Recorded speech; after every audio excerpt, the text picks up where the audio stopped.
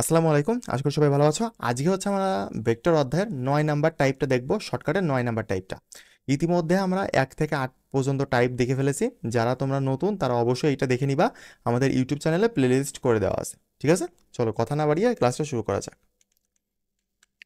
ওকে, পদার্থবিজ্ঞান প্রথম পত্র দ্বিতীয় অধ্যায় হচ্ছে ভেক্টর। এর উপরে হচ্ছে আমরা 9 নাম্বার শর্টকাটটা দেখবো আজকে। ঠিক আছে, টাইপ 9।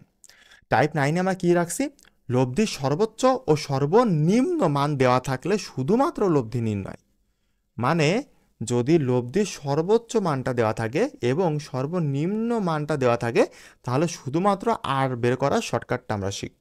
ঠিক আছে, এটা খুবই গুরুত্বপূর্ণ, খুবই পরীক্ষাতে মানে সব থেকে বেশি পরীক্ষাতে আসতে দেখা যায় এইটা। অবশ্যই খেয়াল রাখবে এটা। ঠিক আছে, দুইটি দেখো, উদাহরণটা দেখো, তাহলে কনসেপ্টটা একেবারে ক্রিস্টাল ক্লিয়ার হয়ে যাবে।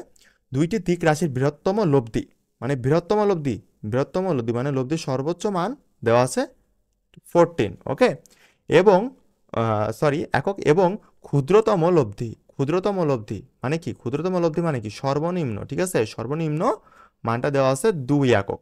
বল দ্বয় পরস্পর লম্বভাবে ক্রিয়া করলে লব্ধি কত হবে?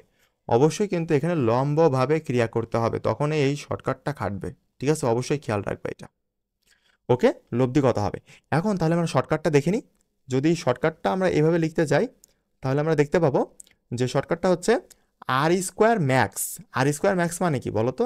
আর স্কোয়ার ম্যাক্স মানে হচ্ছে তোমার এই যে বৃহত্তম যে লব্ধি, মানে সর্বোচ্চ যে লব্ধির মান সেটার বর্গ প্লাস তোমার হচ্ছে আর স্কোয়ার মিনি মানে কি ক্ষুদ্রতম লব্ধি তার বর্গ ইকুয়াল টু 2 × আর স্কোয়ার।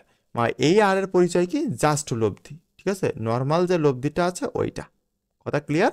এইটা হচ্ছে একেবারে নর্মাল লব্ধি। নর্মাল লব্ধিটা হচ্ছে এইটা। ওকে, বুঝতে পারছো?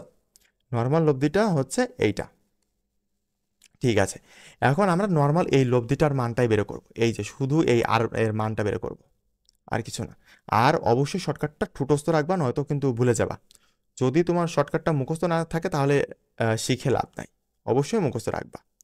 ঠিক আছে, এখন আমরা এখানে অ্যাপ্লাই করি। দেখো, R square max plus R square mini equal to 2 R square. আমরা এই আরটা বের করবো, আমাদের টার্গেট হচ্ছে এ আর। ঠিক আছে, এই যে লব্ধি কত হবে বলেছে, মানে আর ইকুয়াল টু কত, এইটা বের করতে বলেছে।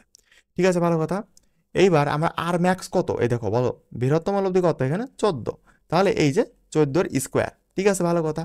এইবার ক্ষুদ্রতম লব্ধি কত, মানে আর মিনি। ক্ষুদ্রতম লব্ধি মানে আর মিনি। আর মিনির মান কত? 2। তাহলে এই যে 2 স্কোয়ার। এইবার 2 × আর স্কোয়ার, যেহেতু আমরা আরটা বের করবো। ঠিক আছে, এখন যদি তুমি এইখান থেকে তুমি আর বের করো, তাহলে কি আসতেছে? √14 square plus 2 square divided by 2। এখন যদি তুমি ক্যালকুলেশনে জাস্ট ক্যালকুলেট করো, তাহলে দেখবা যে অ্যান্সার চলে আসতেছে 10। ওকে, এইটা হচ্ছে তোমার অ্যান্সার। এখন বিষয়টা হচ্ছে তুমি ডাইরেক্টভাবে মানে এই শর্টকাটটা থেকেও শর্টকাট বের করতে পারো। কিভাবে? ডাইরেক্ট একেবারে, এই দেখো ডাইরেক্ট আমি এখানে লিখে দিয়েছি। সেটা কি? যে তুমি যদি আর স্কোয়ারটা মানে আর শুধু আর বের করতে চাও, তাহলে কি হবে? √আর square max plus R square mini divided by 2, এইটা। তাহলে তুমি এখানে আর স্কোয়ার ম্যাক্সের মান কত বলো তো? আর স্কোয়ার ম্যাক্সের মান হচ্ছে এই যে 14, আর আর স্কোয়ার মিনির মান কত? 2। তাহলে ডিভাইডেড বাই 2 করলে তোমার অ্যান্সার আসবে 10। এটাই হচ্ছে অ্যান্সার। ঠিক আছে, আশা করি বুঝতে পারছো। তোমরা দুইটাই মনে রাখবা। এইটা প্রথমত শর্টকাট, মেন শর্টকাট হচ্ছে তোমার এই যে এইটা। ঠিক আছে, মেন শর্টকাট হচ্ছে এইটা। এবং তার মধ্য থেকে তুমি যদি আরো একটা শর্টকাটের মধ্য থেকে আরো শর্টকাট বের করতে চাও, তাহলে তুমি ডাইরেক্ট মনে রাখতে পারো আর ইকুয়াল টু √আর square max plus R square mini divided by 2, আর যেটা আসবে ওইটাই অ্যান্সার। কথা ক্লিয়ার? আর যদি ভিডিওটা ভালো লেগে থাকে, তাহলে অবশ্যই তোমার বন্ধুদের মধ্যে শেয়ার করবা, এবং অবশ্যই কেমন হয়েছে ভিডিওটা অবশ্যই একটা কমেন্ট করবা। আজকে পর্যন্তই, আল্লাহ হাফেজ।